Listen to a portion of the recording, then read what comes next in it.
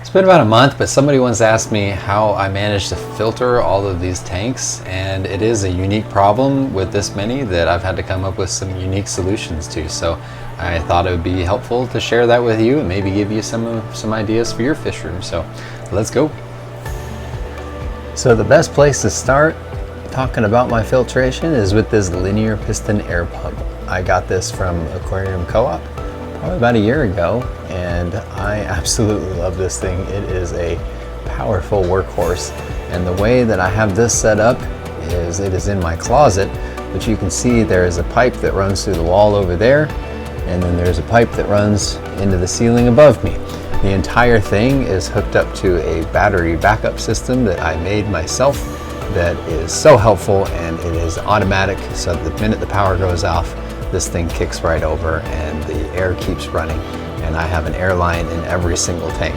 I lose power at my house probably once every 3 months on average, sometimes in the middle of the night, sometimes when I'm out of town. So I need this to make sure that my fish don't die. Ask me how I learned that lesson. The answer is the hard way. So this PVC pipe runs out of the closet and into the ceiling. I have a drop ceiling, and I have the PVC in the ceiling, and as you can see, there are airline cables that drop down into each of the tanks. So every tank has an airline cable.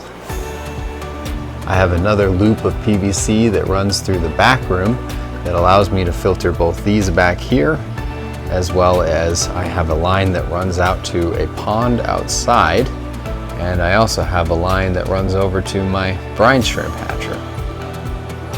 Most of these tanks on top, there's no way that I could get a hang on the back up there and be able to maintain it, or a canister filter would be a little bit difficult. So all of these have two different sponge filters in them to keep them nice and clean. And I have to admit that because they're so high up, they probably don't get cleaned out as much as they should. And every few months I do a day of just filter cleaning, but honestly, it doesn't seem to make a huge difference. I have air lines down. You see sponge filters in almost every tank. Down here, the 60s on the bottom, those are run by sponge filters, with the exception of this one, which has a canister filter. So I do use a lot of canister filters. And I was asked once about why not using a sump. And the answer is because I just feel like the bottom of the fish room is valuable real estate to me, and I like dropping fish tanks down there instead of sumps, which I guess a sump is a fish tank, but it's a fish tank that you can't look at, and I guess you could put fish in it, but it wouldn't matter because you can't see them anyway.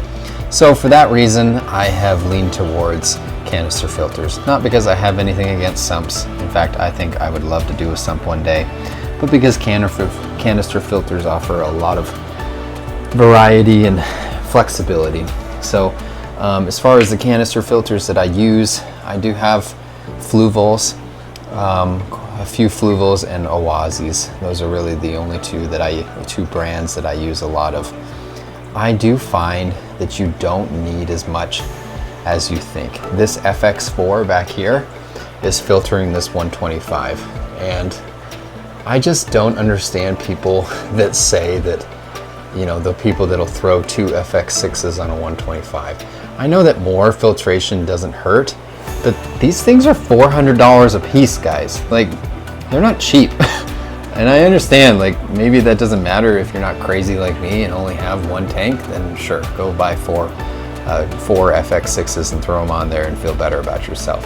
But to be honest, I don't really notice that it's that much different. I mean, really, like this tank, the water is crystal clear. There's nothing in it. And if it's an FX4, not two FX6s, and it looks exactly like that either way, then what exactly are you gaining by spending that much extra money? So save yourself some money. I focus on the flow rates of the filters. I know that the flow rates are what the flow rate is when the canister is completely empty, but even then, as long as I can get double the volume through in an hour, I'm fine with it. An interesting story that When I went to the Georgia Aquarium in Atlanta, Georgia, which has a whale shark exhibit and a 6.3 million gallon tank, if you can call that a tank, that's just basically a small ocean. And when I was looking, I went and did a back through tour, and I was looking at their filtration, and the guide asked us how many gallons per hour we thought that tank filtered. And in my head, I'm thinking, like, I don't know, is it double? Is it 12.6 million gallons per hour? Because that's about what I would do. And the answer was actually about 6 million gallons per hour. So a whale shark gets one turnover of its tank every hour. And yes, if you go there, you'll actually find that the water looks a little cloudy, and the reason for that is because it only gets one turnover per hour.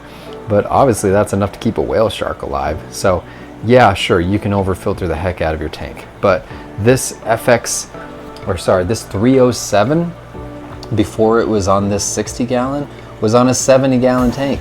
And the 307 is only rated for 40 to 70 gallons.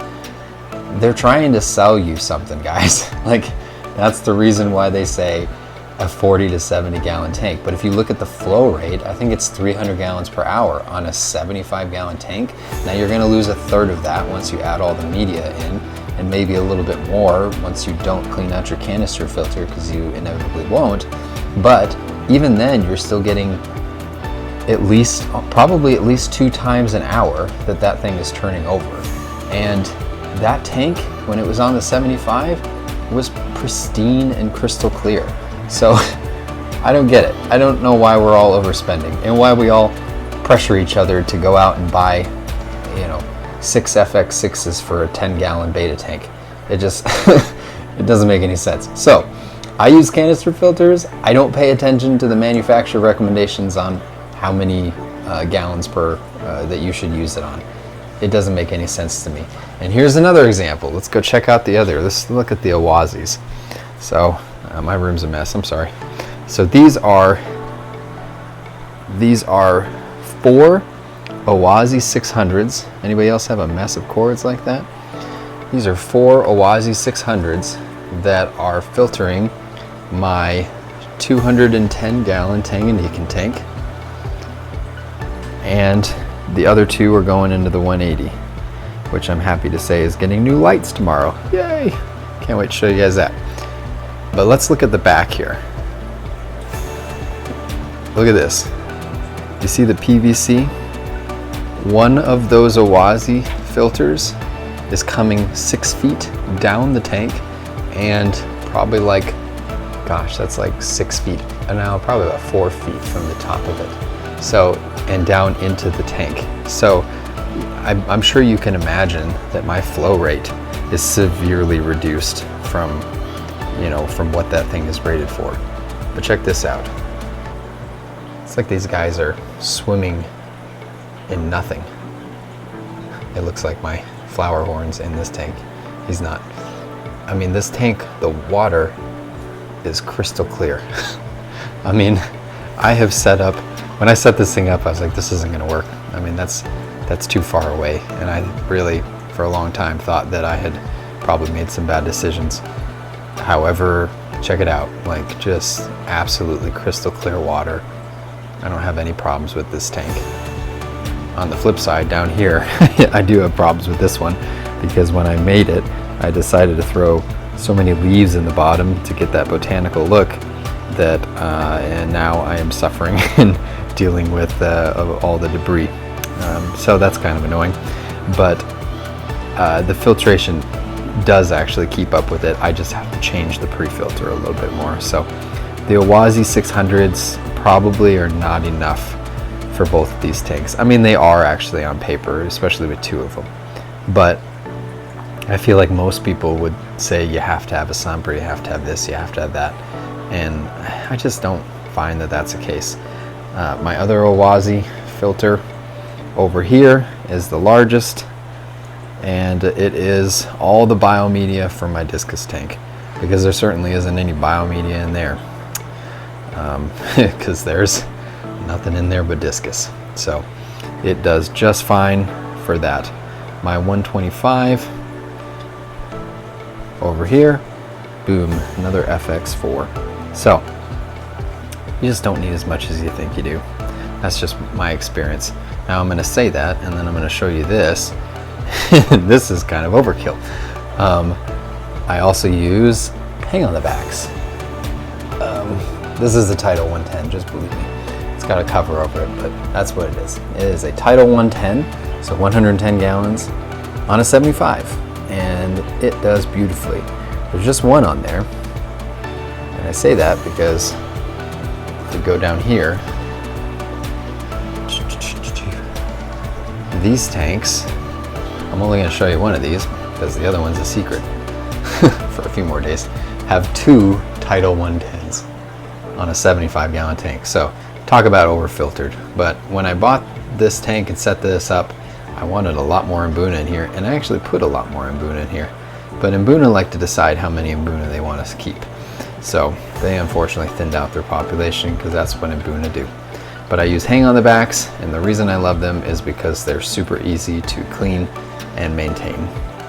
My puffer tank has a Title, 55. Once again, super easy to clean and maintain. Trophius tank down here, Fluval 207. Also another one that is probably not rated for a 55 gallon tank. However, the water is always pristine and clear. Does a great job, and the flow is great. One thing I love about Fluval is they have great flow. Now this pond is filtered by this DIY canister filter, which is right there. Just a bucket with a pump back in there that pulls the water through and pushes it out. And inside of that canister filter, if you can call it that, is just a whole bunch of lava rock. I wish I would not have thrown all this duckweed in here so you could see the beautiful goldfish at the bottom, but there's duckweed in my shrimp tank right there, and occasionally I'll clean it out and drop it in there and the goldfish clean it up. However, they have not done so yet. Plus I'm soaking some wood in here to try to get it to sink. But this pond is filtered by that, and there are, I believe, 5 goldfish. 2 of them are actually just small feeder fish that my kids won at something, and so I had to find a place for them. And they're not very big, but one day I'll get a good glimpse of these goldfish. And then the last 2 filters that I have are 2 more Owazi.